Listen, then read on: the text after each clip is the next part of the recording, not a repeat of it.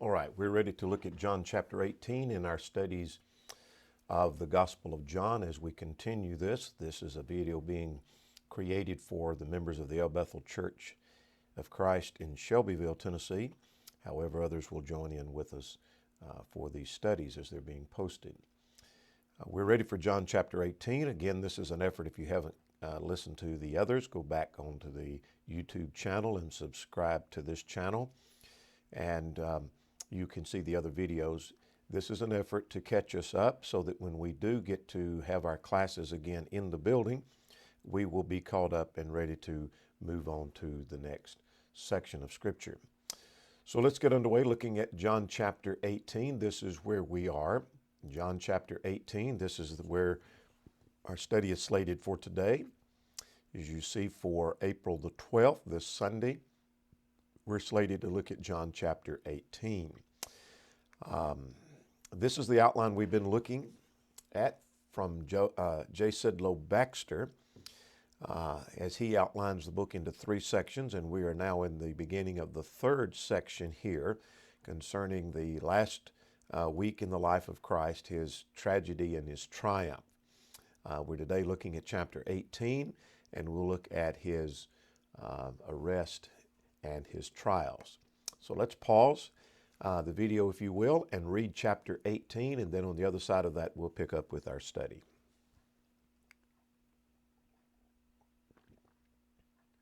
All right, John chapter 18. I've entitled this for this study simply, Jesus Betrayed, Arrested, and Tried. Verse 12 would seem to serve as a summary of this chapter. Then the detachment of troops and the captain and the officers of the Jews arrested Jesus and bound him. That does seem to summarize what goes on in chapter 18. Three things are developed in chapter 18. And our purpose here is to get an overview of the chapter in a quick fashion. Well, this is not a thorough study, not intended to be, but just an effort to keep us caught up. So basically, we're going to run through an outline of John chapter 18 to get the gist of what this chapter is about. So here we have in chapter 18 3 points. Jesus betrayed and arrested, verses 1 to 14. 15 to 27 is Jesus before Annas, the Jewish trial. And then we have in 28 to 40, the third section, Jesus before Pilate, the Roman trial. So he's betrayed and arrested, and then he goes before Annas and before Pilate. Now there's more to the trial than that, and we'll see that as this lesson unfolds. Let's look at verses 1 to 14. Jesus betrayed and arrested. Verse 1 tells us that Jesus, after he'd spoken these words, he's talking about the prayer that had been offered in chapter 17. When he had finished that, he went with his disciples over the brook Kidron, where there was a garden. So he heads to the Garden of Gethsemane, and he took his disciples with him. Now, verse 2 through 12 shows Jesus being arrested in the garden. And the text tells us that Judas, who betrayed him, also knew the place because he often went there with his disciples. Now, at verse 3, Judas brought with him a detachment of troops that he had received from the chief priest and the Pharisees, and they brought lanterns and torches and weapons that they might seize Jesus. So, if you follow on the outline, that Judas brought officers to Jesus, verses 2 to 3. Beginning at verse 4, Jesus, knowing what would happen, he comes forward and asks, "Whom are you seeking?" Now, what John's account does not reveal here is what's revealed in Matthew's account, that Judas betrayed him with a kiss. That's not mentioned in John's account. It must have come after these events of Jesus asking whom you're seeking, and they answered, verse 5, saying, "Jesus of Nazareth." And he said, "I am he." And Judas, who betrayed him, also stood with them. You might underline that phrase, stood with them. Where is Judas standing? He ought to be standing with Jesus. He ought to be standing with the disciples of Jesus. He ought to be standing on the side of what's right. But he's standing with the wrong crowd. He's standing with the wrong people. He stood with them. We'll see that phrase later about someone else in this same chapter. Where are you standing, and who are you standing with? Are you standing with those that are opposed to what the Lord stands for? Are you standing with the Lord where do you stand? He stood with them. Now, I want you to notice at verse 6, when Jesus had said, I am he, they drew back and fell to the ground.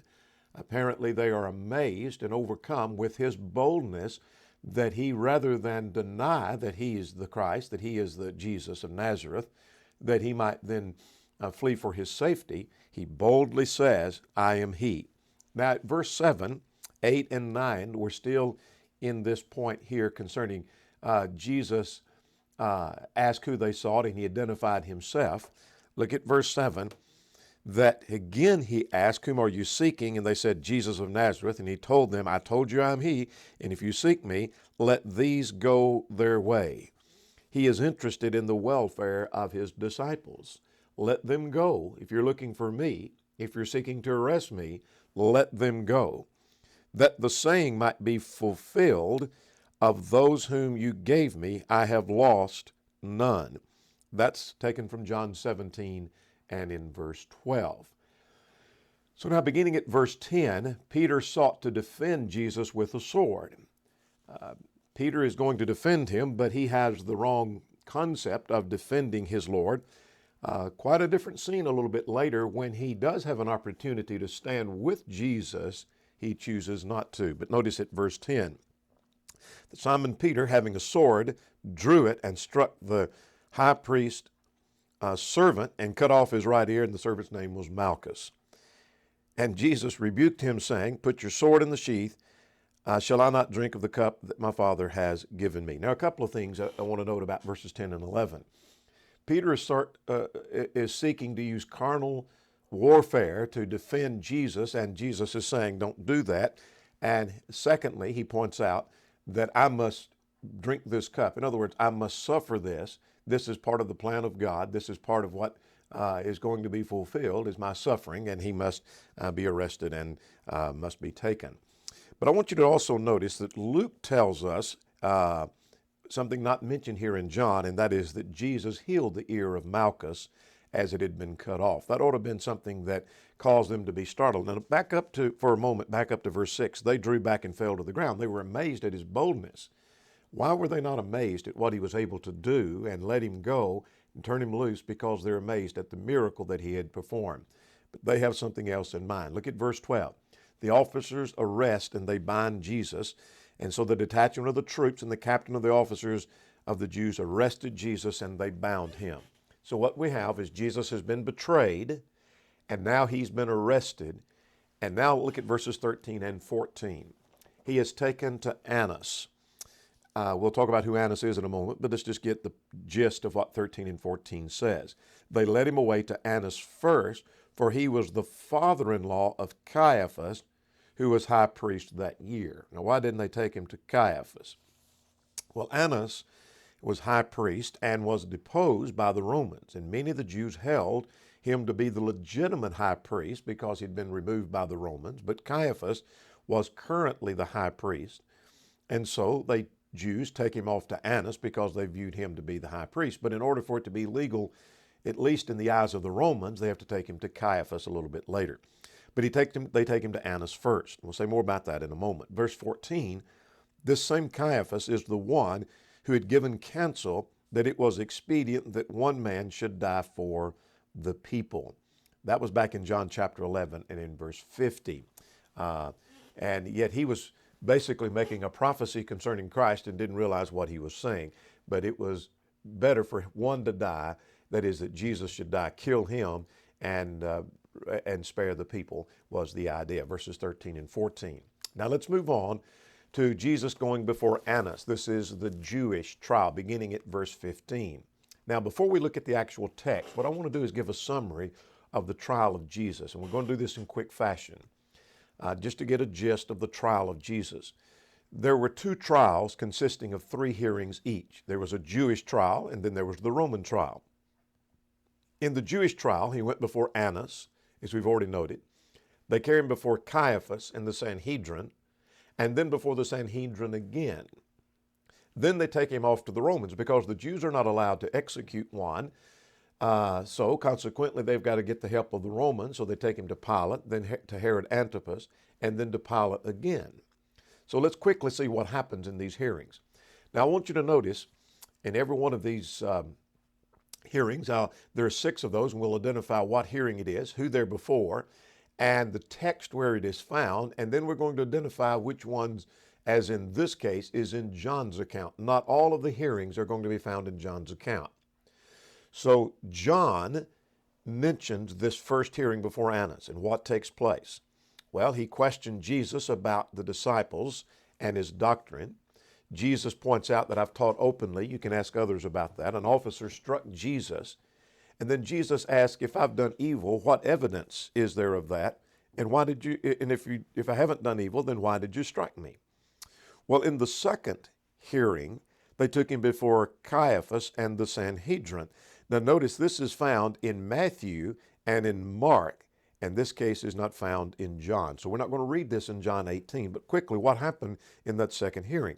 Well, there was false testimony given about the temple. Caiaphas asked what response there was. Jesus was silent. Caiaphas asked if he was the Son of God. Jesus said yes. Caiaphas said he was guilty of blasphemy. There was no need of any further witness, and asked the crowd what they thought. They said he was worthy of death. They blindfolded him and beat him and struck him. And now they go before the Sanhedrin for the third time. Now, this is recorded in Matthew 27:1, 15:1, and Luke 22. This was to, and I put in quotations, to make it legal, because they were not allowed to have a hearing. The Sanhedrin was not to assemble before the morning hour. So when the morning hours come, they go and assemble to make this all official, what they've decided through the night. So when they assemble again, they ask, are you the Christ? And Jesus said, if I tell you, you won't believe. If I ask you, you won't answer, let me go. And he claimed to be the Son of God. So they ask him again, are you the Son of God? He answers, I am. They say there's no need for further witness. Since they can't carry out the sentence of death, which they've predetermined, they take him off to the Romans. Now notice now at the Roman trial, we've finished the Jewish trial here, and these 3 hearings. So now we're ready for the Roman trial, and so we're ready to go off to Pilate. Now notice this is the 4th hearing, and this is recorded in Matthew and Mark and Luke and in our text in John. So this is in John's account. Now, not everything we're going to see here is found in John's account. We have to learn much of this from harmonizing all of the accounts. But Pilate asked, what is the accusation? And the answer was, if he's not an evildoer, we would not have brought him to you. Pilate said, you judge him according to your law. And so he is accused of perverting the nation, forbidding to pay tax, saying he's king. And Pilate asked, well, are you king then? And he says, yes. Do you hear what they say concerning you? And he said, and then Pilate says, I find no fault in this man at all. Well, now they shift him off to Herod Antipas. This is the 5th of the hearings, and this is recorded only in Luke. This is not going to be recorded in John. So Herod asked him questions. Jesus didn't answer. The chief priest and the scribes vehemently accuse him. Herod and his men treated Jesus with contempt, and then they mock him. Now we come to the last of the 6 hearings and the end of the second trial. And this is before Pilate again.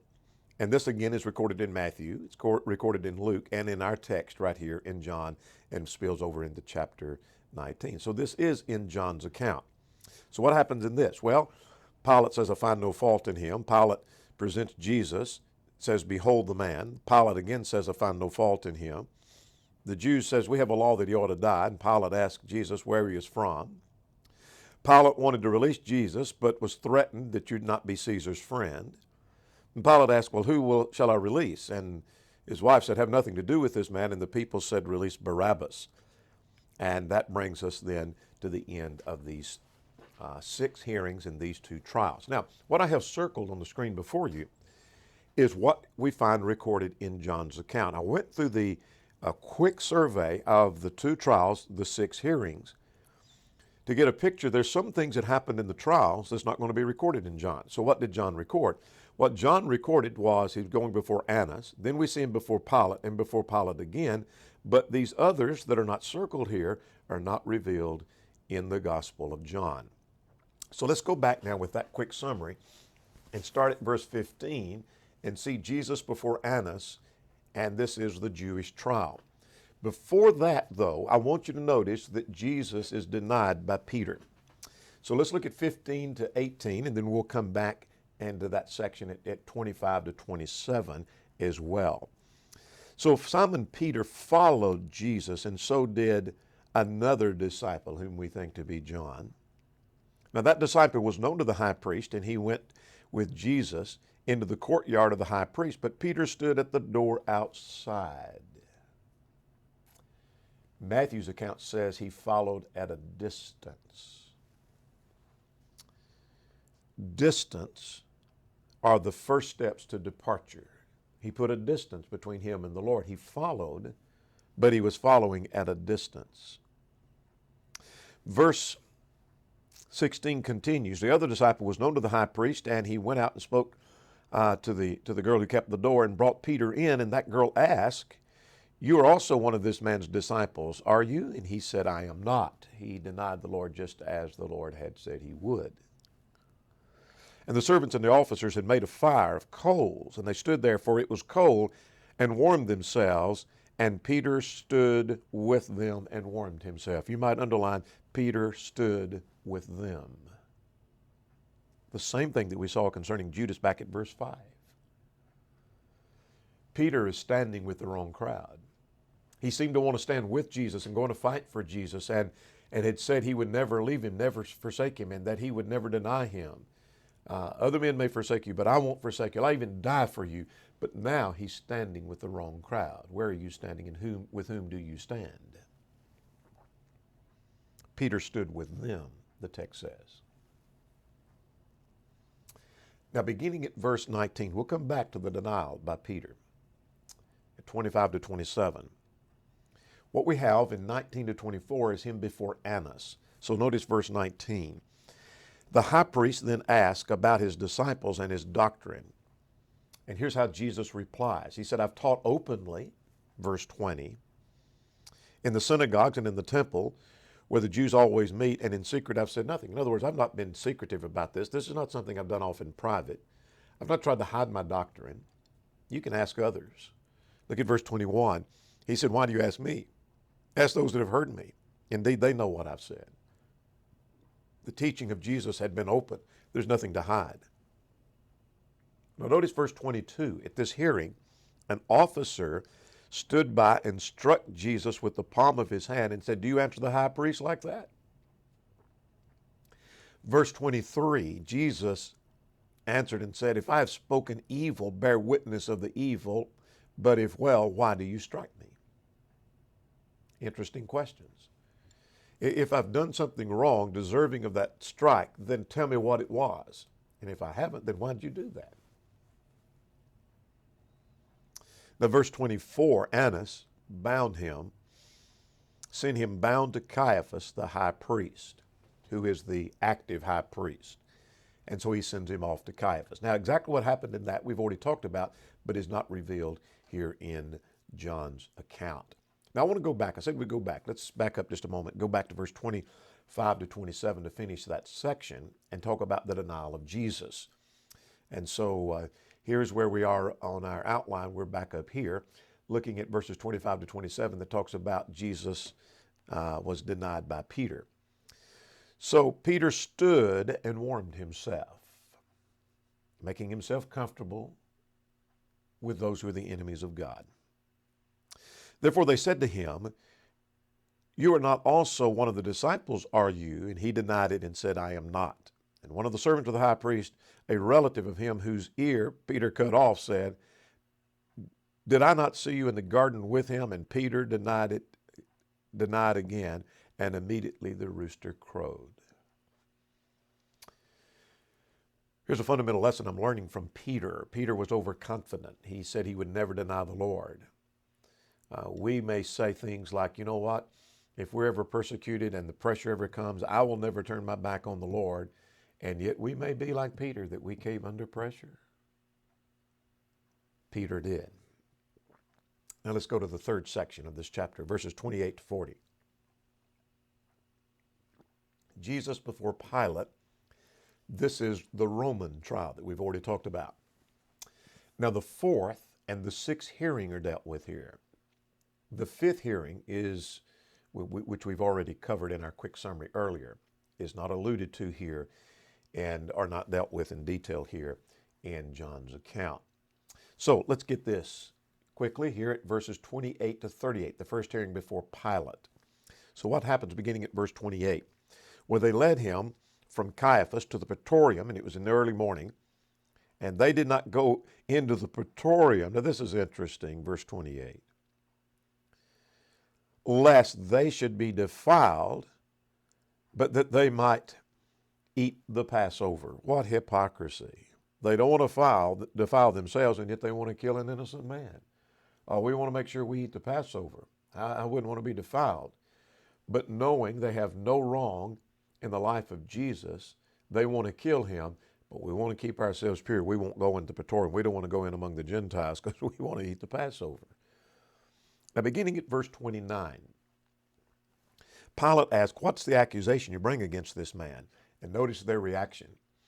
At verse 30, if he were not an evildoer, we wouldn't have delivered him to you. That's like calling the police and saying, arrest this man. Well, why do I need to arrest him? Well, if he hadn't done wrong, I wouldn't tell you to arrest him. So just arrest him without giving the charge. Again, here's hypocrisy, dishonesty. Verse 31 and 32. Pilate says, take him and judge him according to your law. And verse 31, and they said, it is not lawful for us to put anyone to death. Verse 32, this was that it might be fulfilled, which was spoken by what death he should die. That is, that he would be hung, and that he was. Now, beginning at verse 33, Pilate asked Jesus some questions. Beginning at verse 33, he said, are you king of the Jews? Perhaps he's asking, are you what they claim, that you are the king, are claiming to be a king? And the implication seems to be, at least they want Pilate to think, that he's seeking to overthrow the government somehow. He's going to rise up and be king and overthrow the government and lead an insurrection. But Jesus answered and said, are you speaking this of yourself, or did others tell you this about me? And Pilate said, am I a Jew? Your own people, your own nation have delivered you to me. What is it that you have done? He said. And verse 36, Jesus said, my kingdom is not of this world. Yes, I am a king, he's answering. But my kingdom is not of this world. If it were of this world, then would my servants fight, that I should not be delivered to the Jews. But now my kingdom is not from here. That is, if I was had an earthly kingdom, then I would have soldiers and they would fight and I wouldn't be delivered and y'all wouldn't kill me. That's not what my kingdom is about. So he assures him that I'm not leading some kind of insurrection.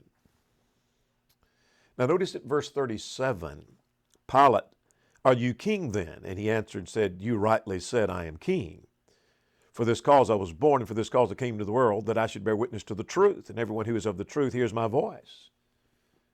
And Pilate responded by saying at verse 38, what is truth? How do we know what truth is? And he went out again and he said, I find no fault with this man. So in the first of the hearings of the Roman trial, here's what took place, at least as recorded in John. What's the accusation? And, well, why don't y'all judge him according to your law? Well, let me ask him some questions. Are you king of the Jews?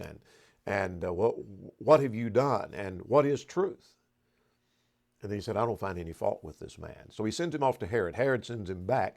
And now we're ready for the second hearing before Pilate, which is the third hearing in the Roman trial and the last, and the sixth hearing of all. So let's get verses 39 and 40, and that'll wind this chapter up. So what happens in 39 and 40? This is the second hearing before Pilate. And so verse 39, but you have a custom that I should release to you one at the Passover. Do you want me to release to you the King of the Jews? And so he's asking, do you want me to release Jesus to you? That's a custom at the Passover. They release one. And they all cried and said, no, not this man, but Barabbas. Now, Barabbas was a robber. Now, that's interesting to me, that they accused Jesus of violating the law, and therefore he ought to be punished. But we want to release a man that was known to be a violator of the law, but they had no evidence of that of Jesus. Now, that's a quick summary of what happens in John chapter 18. Jesus before Pilate and Jesus before Annas, and he was arrested and betrayed, but it was in a reverse order than that. So we have Jesus arrested and betrayed. We have him tried, and we have him going before Annas, and we have him going before Pilate.